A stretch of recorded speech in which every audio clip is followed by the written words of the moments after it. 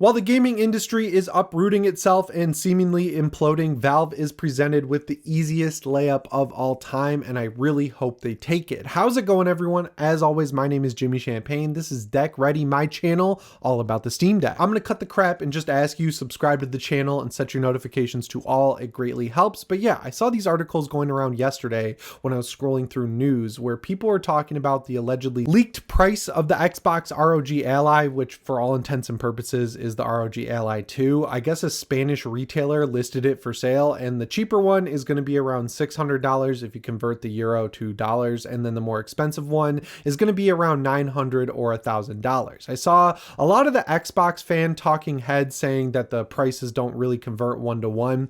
That's true, I guess, but if you look at the pricing model of the last two generations of this device, it's probably going to be either $600 for the cheaper one or around $850, $900, maybe even $1,000 for the new one. I don't think that's really monumentally new information. Just look at the last two. The ROG Ally white version and the ROG Ally X black version. They all basically followed the same pricing structure, even though they released at different times. So like, I'm not going to rip Xbox a new one for that. It's not their hardware. They're just putting their name on Asus's second gen product while Lenovo partners up with SteamOS for the Legion Go S. I mean, like, that's just what's going on in the industry, and I understand why it's surprising to console fans because, you know, they're used to paying at maximum around $500 for the base model of their console, and then they're quickly realizing that when you enter the PC space, things get a lot more expensive, especially when you're using a handheld that's just using an off-the-shelf laptop APU. Like, it's nothing crazy. It's just what stuff costs. If you look at laptops that use the Z2 Extreme, they're around $1,300 to $1,500. So from that perspective, you're getting a little bit of a discount if you go for the handheld variant with the Xbox ROG Ally. And if you look at all the other handhelds, the Zotac Zone, the MSI Claw, the Legion Go, the Legion Go 2, the Legion Go S, I mean, they're all within that same pricing model of north of $600 if you want to get the best performing chip inside that handheld. So when you look at Windows, it's more expensive, because you got to factor in the fact that Xbox does not subsidize the hardware for them using their storefront. They might package in a month or two of Game Pass or something like that, but they also charge for licensing of Windows. So there's extra costs when you go with Windows, whereas with Valve, it seems like they don't charge a licensing fee for SteamOS because the Legion Go S with SteamOS is cheaper in both variants than the Xbox version, which is the exact same hardware. And some of this is definitely speculation on my part because they haven't really talked in a while, but if you go back to 2021 when Gabe Newell was launching the Steam Deck and doing a lot of interviews, he basically laid out the plan for the future that they want to have with this device going forward. When the Steam Deck came out, there were 3 SKUs of the LCD variant, which was the only one available. You got the 64 gig option, which was the lowest of the low at $399. Then there was the 256 gig model that used an SSD instead of the NAND drive or whatever it was called that the 64 gig one used. I'm pretty sure it was around $500. And then for around $650, you could get the 512 gig model that also had a different case and an anti-glare etched glass screen. But for all intents and purposes, I mean, it maxed out at $650, whereas if you look at the competition, that's really where it all starts and you get an inferior chip with it. And that $399 price point, there were 2 ways to look at it. If you were in the world of PC gaming, you were like, holy crap, $399 for this performance and the screen baked in with the controller and everything in a handheld, that is relatively cheap compared to everything else I'm buying right now. But if you're on the console side, you'd only experience the Switch 2, which you could get for like $200 if you bought the Switch Lite. $400 was double the price you were paying, and it looked pretty expensive. But if you were in the PC ecosystem, $399 was most likely a lot cheaper than you really expected the Steam Deck to be when you saw that initial trailer that showed off what exactly it was. It honestly seemed too good to be true that it could be that cheap and perform as well as Valve and the people they invited out to test it early were kind of saying it was going to be, but they really deliver. And what Gabe Newell told IGN back then in 2021 was really interesting because he said reaching that price point of $399 was painful, but they never went into it trying to make the cheapest device possible. They wanted it to be a good performant device first, and then once they had it figured out, that's when they would worry about, you know, taking features out or amenities and things to get get the price as low as possible to have 3 different variants that could fit any price point. And the reason they focused first on making sure it was a good device and then worried about the price later and getting it as low as possible for at least one SKU is really interesting as well. Newell said, "Nobody has ever said, oh, we're a giant success and clearly there's a huge demand for this, but our margins are too thin, right? And a lot of people have overpriced things and killed the opportunity and sort of convinced people that it's an uninteresting category from the get-go. We're doing this for the long haul and there's a lot of opportunity." And I think that was the smartest way to do it at the time, because this was a totally new thing. Like, handhelds were really coming back. The Switch kind of revolutionized the space by getting rid of the 2 different SKUs where you'd have like the Wii U as the home console and then you'd have the Nintendo 3DS as the handheld, and they'd both get games developed specifically for them. You'd see some ports jump from like the Wii up to the 3DS, or you'd see some 3DS games get remastered and re-released for the Wii U back in the day. That wasn't unheard of. I mean, even going back to the PS2, when they released GTA Liberty City Stories and GTA Vice City Stories, both of those jumped to the PS2 from the PSP. Same with Daxter, same with Jak and Daxter The Lost Frontier. Basically every first party Sony game made its way from the PSP to the PS2, but basically you had 2 different development tracks for each different version of the console. The PS2 got its own games and the PSP got its own games. When you got the Switch, it merged it. So like a 3DS game could run at 1080p 60 FPS,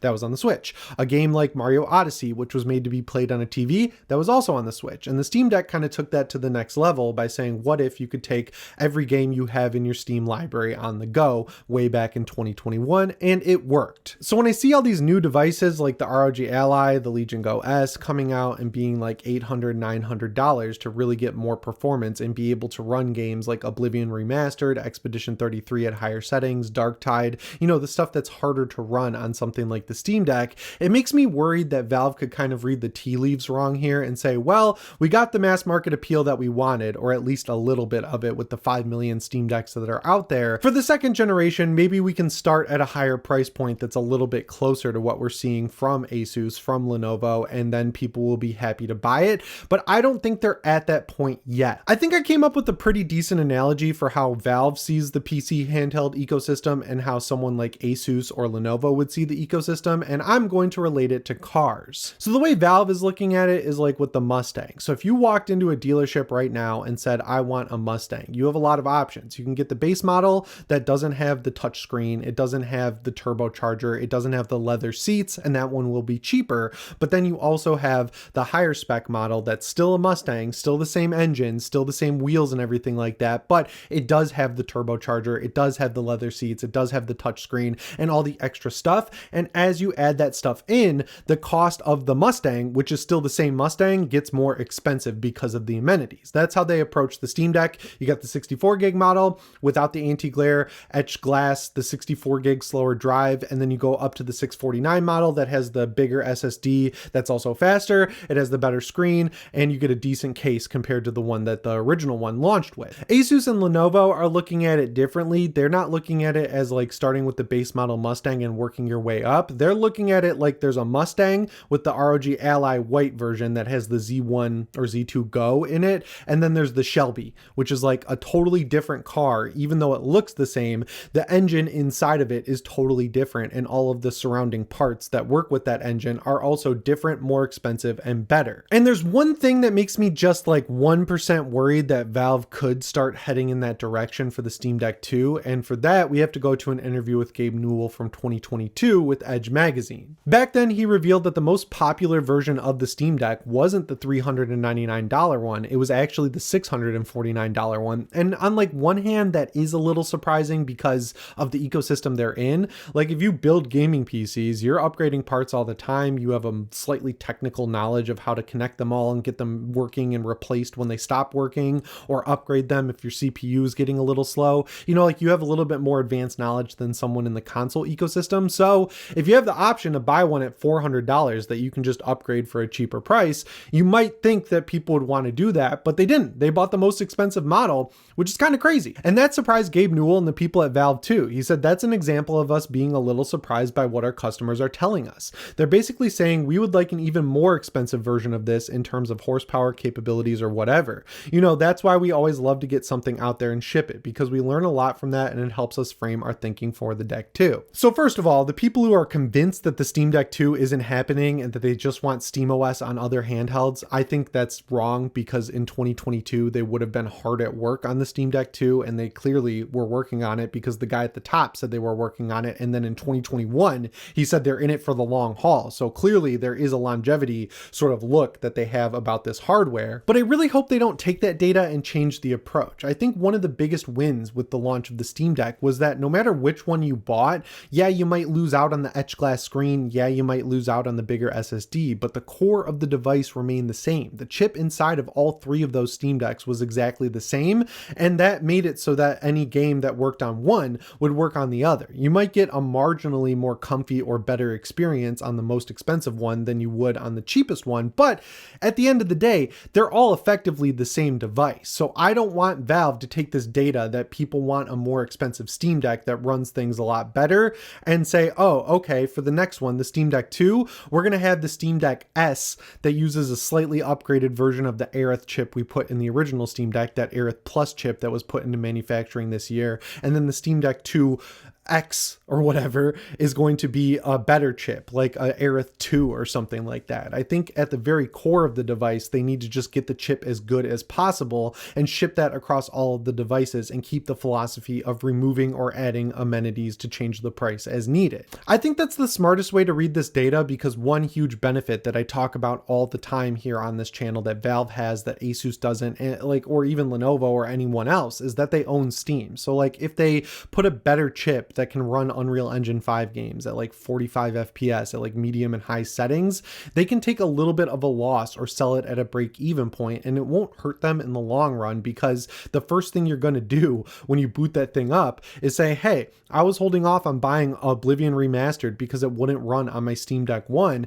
It's the perfect time to finally buy that game off Steam, download it to my Steam Deck, and play it for the first time at acceptable settings. So they're going to make back the money that they lose or don't make because they're breaking even in a second when you buy some games on the Steam store. Despite Xbox licensing the Xbox name out to companies like Meta or companies like Asus for these new devices, a lot of people in the console space seem to think that these are going to be Xboxes. So in their mind, if they buy the Xbox ROG Ally, they're going to be able to download their entire Xbox library, whether it's a game like Fallout 3 that they owned on the 360 or a game like Halo 5 Guardians that they owned on the Xbox One. They seem to be assuming that all that stuff will work, but if you're a PC gamer, which I'm assuming you are if you're watching this channel, you're just sitting there laughing because that's clearly not going to be the case. Like, it would be great if they sunk a bunch of money into getting emulation working, but I haven't heard any rumors about that. And every time someone like Jez Corden over at Windows Central writes about this, the articles make it seem like it's something they're investigating, but not something that they're fully working on at this point. So I think that sets a good situation for Valve, because if you're someone who plays on a console, you're used to like instant access, turning the thing on and jumping right into the game. But if you upgrade, quote unquote,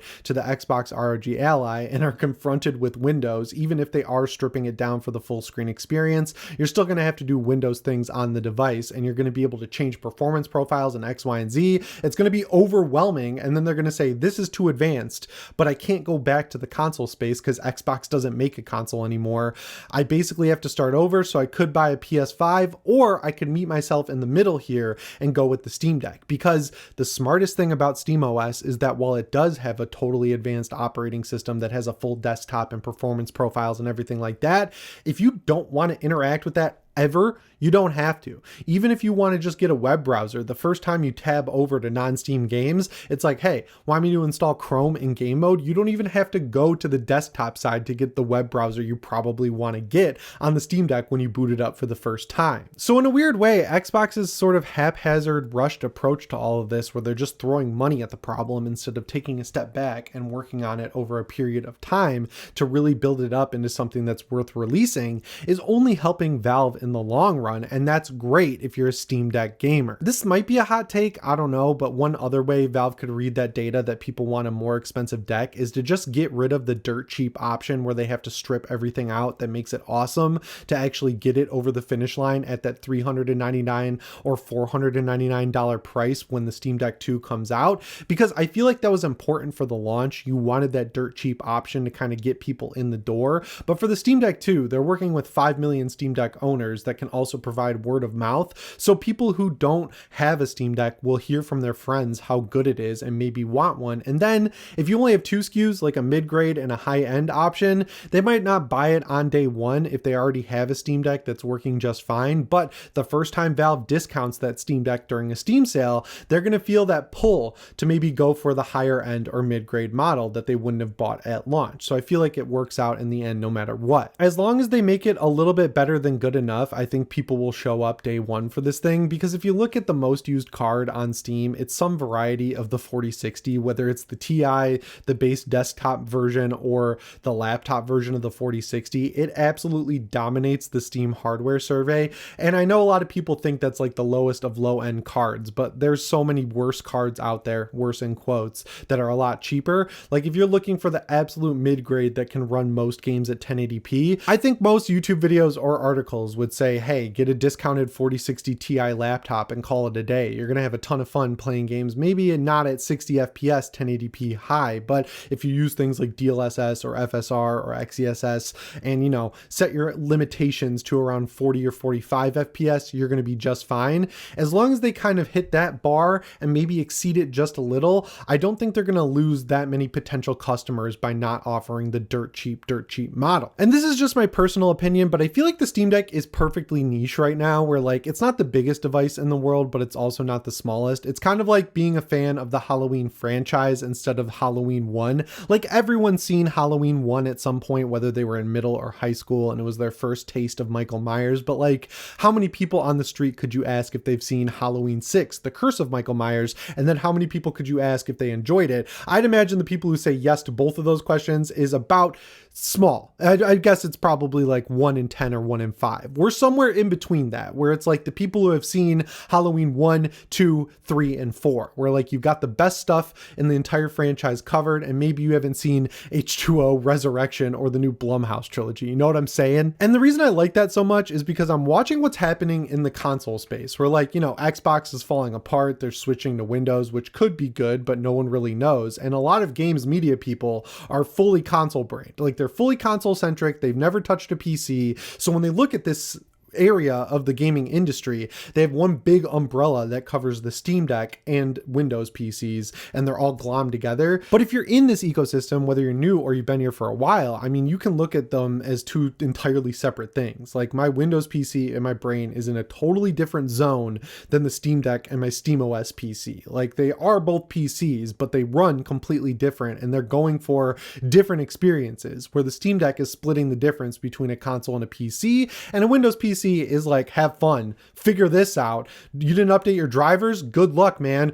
We have no support here. Look for a YouTube video. You're on your own. So when I see people like, what? The Xbox ROG Ally is going to cost $1,000? It kind of makes me do a double take, because I'm like, yeah, there's two other ROG Allies and they cost that. Like, what were you expecting? And then I have to think about it from the perspective of like, oh, these people have never looked at the cost of PC gaming. They have no idea what ballpark they're entering by Xbox kind of forcing them over to the Windows side of the fence. So I feel like if those users go that way, it's going to be hell over there for a little while, like crazy pandemonium. And then we'll just be sitting here playing and enjoying games on our Steam Deck until people get their hands around the wheel and start to figure out PC gaming, and then kind of catch up to us where we were 3 years ago. So yeah, guys, that's all I've got for you in today's video. I hope you enjoyed it. If you did, I'd love to make more videos like this. So let me know that you liked it down in the comments, subscribe, set your notifications to all. I'm getting out of here. As always, my name is Jimmy Champagne. I'll see you in the next one. Thank you so much for watching, and shape on.